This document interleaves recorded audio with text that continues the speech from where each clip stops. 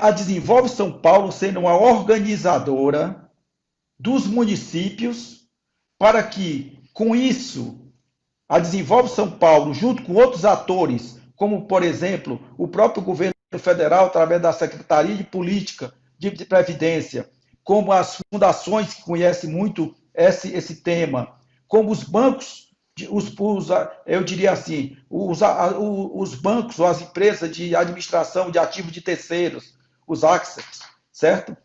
Tudo isso nós podemos pegar um ativo lá dos municípios ou estados, que estão lá, ao invés de estar dando receita, estão dando despesas, como, por exemplo, prédios, terrenos, a dívida ativa, 8% do imposto de renda que é recolhido do imposto de renda da pessoa física, e outros ativos sem rentabilidade, que eu diria, quem tem mais ativo hoje a ser monetizado são os entes públicos. E aqui nós estamos trazendo, a Desenvolve São Paulo, está trazendo algo para monetizar esses ativos via diversos itens, como a securitização, como a monetização de ativos via a indústria de fundos CVM, que nós estamos falando.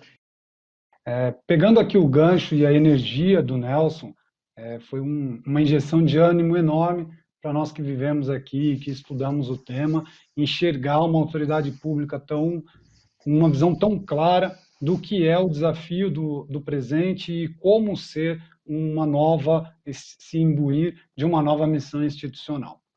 Nesse próximo slide, eu queria só resgatar, o próximo slide, eu queria só resgatar um pouquinho de qual é a situação financeira dos nossos entes subnacionais, tá ok? Então, nossos estados e nossos municípios, em geral, estão passando por uma crise financeira bastante robusta e há uma percepção de que a despesa está maior do que a receita.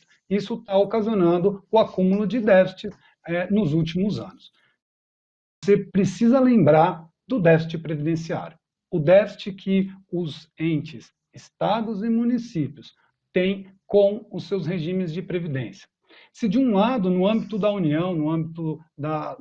União, a discussão da Previdência e a reforma da Previdência aliviava de forma muito significativa a trajetória da despesa futura, os entes estaduais e municipais não foram beneficiados nesse contexto de reforma. Compete aos estados e compete também aos municípios fazer no seu âmbito de legislação, seja na Câmara de Vereadores, seja na Assembleia, fazer o seu pacote de reforma previdenciária. Esse é um dos grandes dramas da economia brasileira, esse é um dos grandes temas de finanças públicas, porque hoje esse déficit previdenciário soma a impressionante quantia de 3 trilhões de reais. Então, se isso já era uma situação muito difícil, já punha muita pressão sobre a despesa futura dos entes subnacionais, de modo a inviabilizar o investimento público, como bem salientou Nelson, regredimos à década de 40 em termos de investimento no âmbito municipal, não há espaço nos orçamentos municipais para fazer investimento público. De outro lado, a Covid pega esses orçamentos já debilitados e ainda coloca um choque novo na receita, reduzindo ainda mais a capacidade da receita de acomodar a crescente despesa. Vale lembrar somente que a última reforma da Previdência introduziu um dever de até 31/7/2020 todos os estados e municípios apresentarem o seu plano de equacionamento do déficit previdenciário. Isso significa que, doravante, todos terão de, ano a ano, pagar parte desses 3 trilhões que estão lá como dívida previdenciária. Associado a isso, de um lado, reduzir a trajetória de impacto do déficit previdenciário nos orçamentos e, de outro, criar uma agenda positiva de investimentos para aumentar e estimular investimentos locais, significa investimentos de nível municipal, calcados principalmente em infraestrutura. Então, pegando esse primeiro ponto, que seria a primeira iniciativa estratégica que eu identifico do grupo de redução de déficit previdenciário, eu olho para a reforma da Previdência. Aquela lição que feita no âmbito do governo federal, a introdução de uma forma, de um mecanismo que introduziu novas regras de benefícios e novas regras de custeio da Previdência no âmbito dos funcionários privados, dos seletistas, ela também precisa ser introduzida no âmbito dos servidores públicos estaduais e municipais. É necessário introduzir a reforma dos planos de benefícios neste âmbito subnacional. Sem isso, não se consegue frear a trajetória do déficit previdenciário. Contudo, essa iniciativa de cunho legislativo, e que urge e que é necessário introduzir o mais rápido possível, ela não é suficiente, ela não é capaz de sozinha pagar todos aqueles 3 trilhões de reais necessários. Daí eu associo essa iniciativa com uma segunda iniciativa, que é a alocação eficiente das reservas técnicas. Para tanto, eu chamo o próximo slide, por favor, para explicar rapidamente o seguinte: os 3 trilhões de reais colocados como déficit previdenciário, eles têm uma premissa de que toda a reserva técnica, todo o dinheiro que os entes de previdência, estaduais e municipais, têm hoje aplicado no mercado financeiro, eles vão render, daqui para frente, 6% de juros real ao ano. Então, significa que a reserva de 165 bilhões de reais vai render 6% real ao ano. Se isso acontece, os 3 trilhões se estabilizam enquanto dívida previdenciária. Se por acaso a reserva técnica não rentabilizar a 6% real todo ano, haverá um incremento, haverá um vetor de aumento do nosso déficit previdenciário. Até o momento presente, era muito fácil pensar em rentabilizar 6% real. Bastava comprar títulos públicos federais e ficar sentado na carteira, aguardando seus vencimentos, porque o Brasil tinha um histórico de taxas de juros muito elevadas. E assim o é, e 90% das reservas técnicas das entidades de previdência estão alocadas em títulos públicos, mais de 90% seguramente, porque era essa a tradição de gestão de recursos neste âmbito. Não tinha razão de você mudar muito a alocação. Acontece que o momento presente é de taxa de juros baixa, as taxas de juros já estão próximas, em termos reais, de zero de rentabilidade ao ano. Isso significa que os recursos das reservas técnicas estão alocados em títulos públicos, logo não irão bater a meta.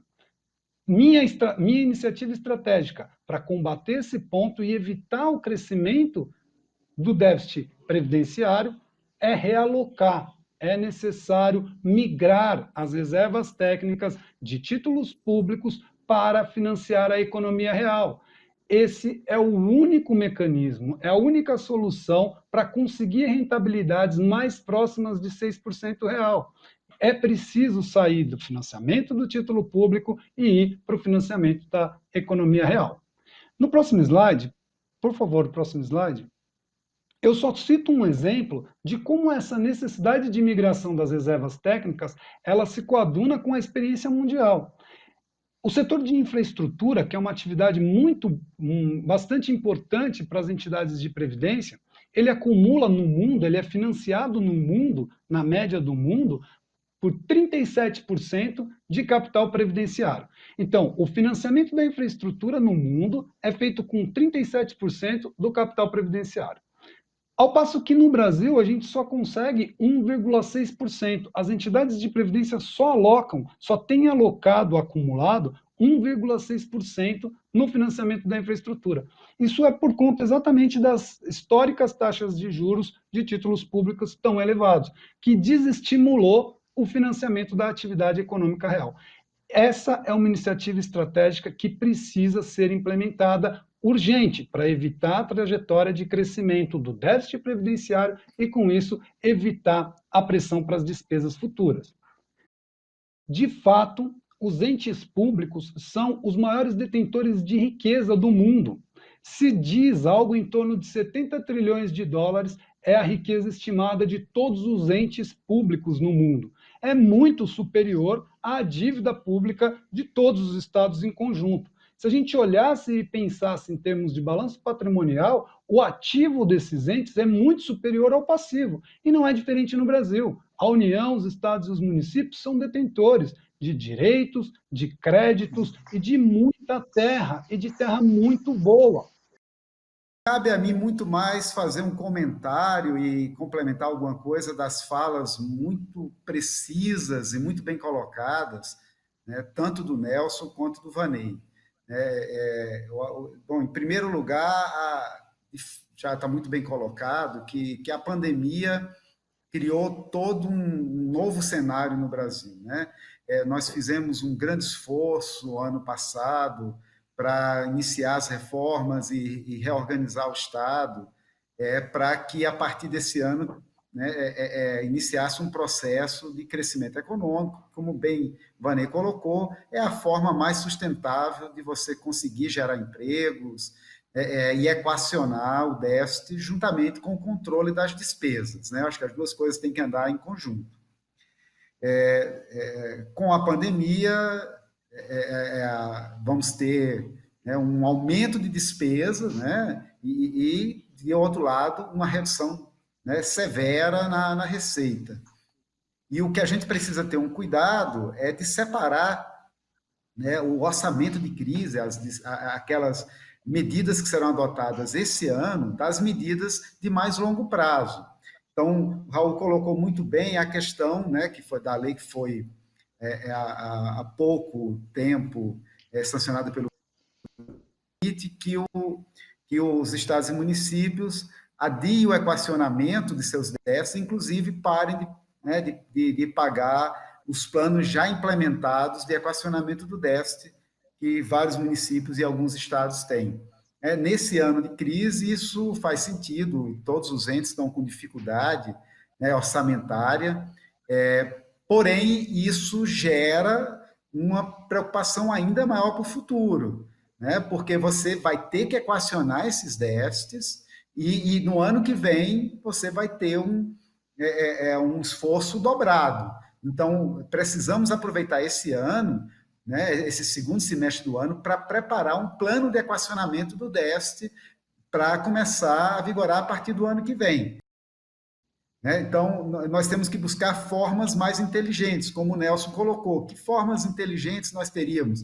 E aí eu acho que sim, os bancos de desenvolvimento, as agências de fomento, elas podem, juntamente com fundos garantidores, não apenas federais, mas também estaduais, como São Paulo criou, e municipais, poderiam ser uma forma de permitir que você consiga utilizar o recurso previdenciário para ser fonte desse investimento, já que não dá para contar com um grande volume de recursos orçamentários, porém, via fundos garantidores e outros instrumentos que você pode envelopar em fundos de investimento, reduziriam o risco desses investimentos. Porque, como o Vaney muito bem colocou, os RPPS precisam de investimentos de maior rentabilidade. O título público não vai garantir essa rentabilidade nos próximos anos, como garantiu no passado.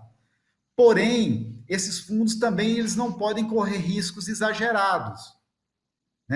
Embora sejam fundos jovens que podem investir no longo prazo, previdência não é o tipo de investimento, né, de alto risco. Você tem que controlar o risco. Então, temos que buscar formas. Uma das formas, como bem colocado aqui, é a criação de fundos garantidores. Temos outras formas também, como, por exemplo, você ter investimentos com riscos controlados, investimento em infraestrutura, investimento em concessões, investimentos em parceria público-privada, são investimentos que vocês têm como controlar o risco. Ainda mais no caso das agências de fomento, que tem um instrumento muito forte, por exemplo, ao financiar uma parceria público-privada de um município, a agência pode usar como garantia do pagamento dessa operação a cota parte de ICMS e de IPVA que o Estado passa para o município. Então, eu creio que com esse conjunto de cuidados e de premissas, você consegue viabilizar os investimentos. E creio que não apenas os regimes próprios, estaduais e municipais, né, especialmente os municipais, que é quem tem o maior volume de recursos, eu acho que também os fundos de pensão deveriam ter parcela de seus recursos direcionados para esses investimentos. Os fundos de pensão, inclusive, têm um volume maior de recurso do que os RPPS, embora sejam fundos mais maduros. Eles não podem investir um percentual tão elevado quanto os RPPS em investimentos de mais longo prazo. Por exemplo, a gente pegar o maior fundo do Brasil, que é o Previ 1, ele não pode investir um percentual muito elevado pensando em longo prazo, porque ele é um fundo que está na fase de desinvestimento, ou seja, ele tem mais despesa do que receita em função da maior parte dos seus participantes já serem aposentados ou pensionistas. Que as metas atuariais, elas... eu acho que o Vanei falou, mas eu vou repetir, elas hoje, na maior parte dos entes, está na casa de 6%. Alguns já estão com metas um pouco menores, 5%, 5,5%. Quanto mais você reduzir essa meta, maior é o déficit. Maior o déficit, consequentemente, maior vai ser a necessidade de aporte do município para equacionar esse déficit. Esse déficit tem que ser equacionado. Agora, a emenda 103 deixa muito claro, não tem margem. Você tem que equacionar o déficit. Como é que você equaciona? De um lado, você muda as regras de acesso e de cálculo ao benefício, igual a União fez. De outro lado, você aumenta as alíquotas, tanto do servidor quanto patronal. Se você reduz muito essa meta atuarial, vai precisar de mais alíquotas. E, consequentemente, vai ampliar ainda mais o déficit público. Então, é algo que deve se procurar evitar. Se os RPPS não passarem a ter uma parcela considerável dos seus recursos aplicados com a maior rentabilidade, eles vão ter que reduzir essa meta de 6, não para 5,5 ou 5, como eu já falei que alguns estão fazendo, mas para algo na casa de 3, no máximo 3,5. Isso porque eles já vão poder fazer investimento no empréstimo consignado, que vai ajudar um pouco.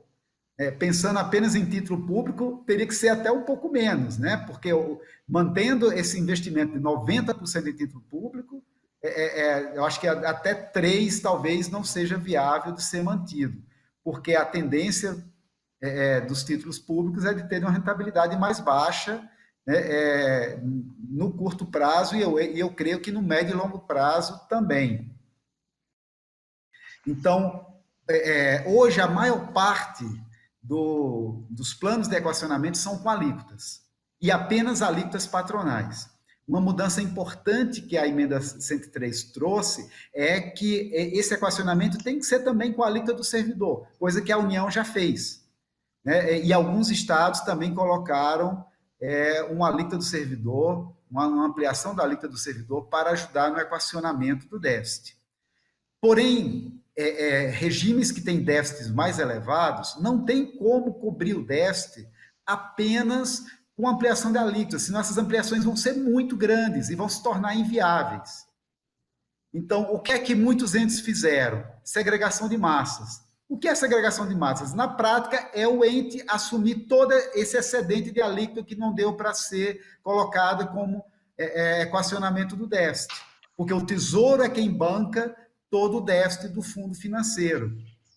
E, como bem o Vanei falou, nas próximas 2 décadas, esse déficit vai só aumentar, porque um grupo grande de servidores já envelhecidos vão se aposentar nas 2 próximas décadas.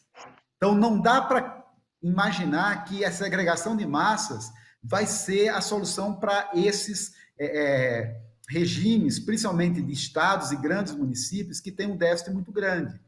Uma parte do equacionamento desse déficit tem que vir com aporte de ativos, sejam, como o Nelson falou, imóveis, ativos que estão sendo mal utilizados, seja com a vinculação de receitas futuras. E aí você precisa fazer com que esses ativos aportados, eles sejam monetizados.